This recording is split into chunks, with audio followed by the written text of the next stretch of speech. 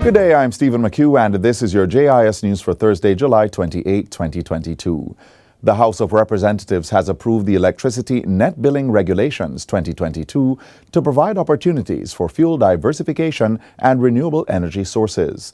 The bill is crafted to support a modern and environmentally sustainable energy sector that is affordable and accessible to all Jamaicans. Minister of Science, Energy and Technology Darrell Vaz says the regulations have come at a time when global events are forcing the need for energy diversification. He adds that there has been a steady movement towards the development of renewable energy sources since the launch of the National Energy Policy 2019 to 2030. This steady progression has seen the movement of the target for renewable energy shifting from 20% to the current 50% in order to reduce our dependence on fossil fuel. The policy's aim is to transform Jamaica's energy sector from an overdependence on petroleum and reduce customer prices.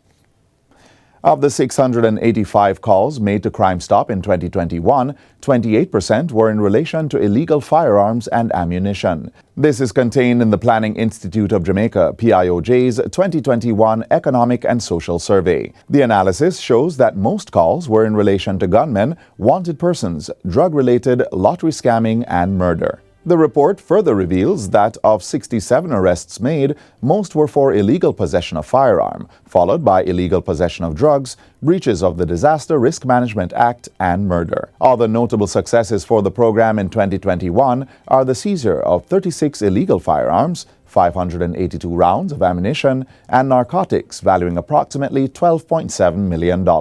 Since the inception of Crime Stop, over 23,000 tips have been investigated. This has led to the arrest of more than 2,700 persons, the seizure of narcotics valuing more than $865 million, and the recovery of property valuing approximately $265.4 million.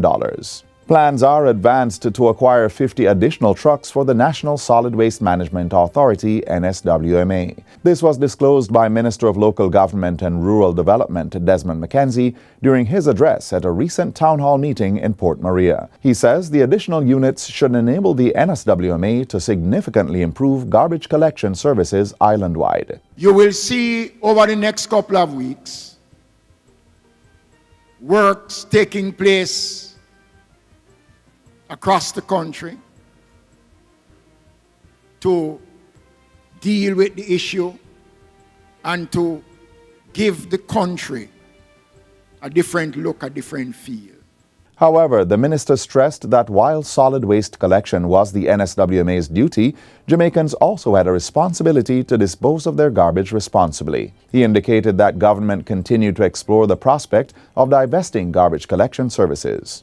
The National Environment and Planning Agency, NEPA, is continuing watershed restoration works in collaboration with the Ministry of Economic Growth and Job Creation, as it aims to finalize Jamaica's watershed policy by year-end. Director of the Planning, Projects, Monitoring and Evaluation Division at NEPA, Ainsworth Carroll, gave an update recently. He was addressing the recent launch of the climate change project dubbed A Jamaican Path from Hills to Ocean.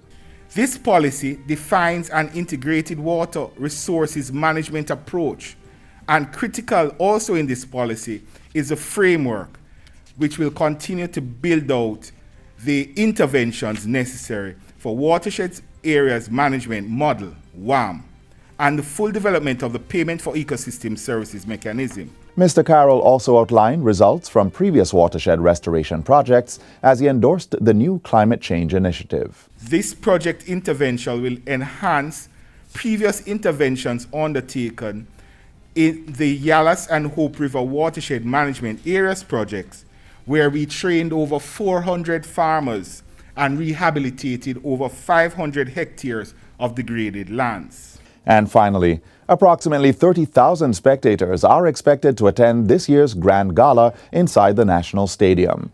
The August 6 cultural showcase, slated to begin at 6 p.m., will feature presentations in music, drama, song, and dance by costumed and uniformed groups alongside popular local artists. Members of the public who wish to attend Grand Gala may get their tickets at Sangster's bookstore locations in Crossroads, Spring Plaza, Portmore Pines, and Montego Bay, as well as WorldNet microfinancing branches and Jamaica Cultural Development Commission JCDC offices island-wide. Tickets will also be distributed at the Jamaica 60 Independence Village inside the National Stadium, with other locations to be announced. Those who are not able to get tickets, it will be live on television, it will be live on the electronic boards across the island, and we will be streaming right across the world. The Culture Minister gave the update during a statement to the House of Representatives on Tuesday. She says that in addition to the fireworks display, there will be a spectacular drone show, which will also be a feature at the Western Gala on August 7.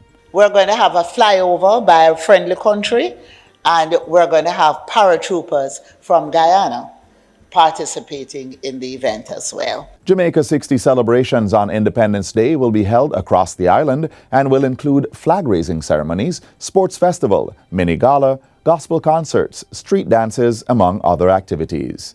And that's it for JIS News Today. I'm Stephen McHugh. Thanks for watching.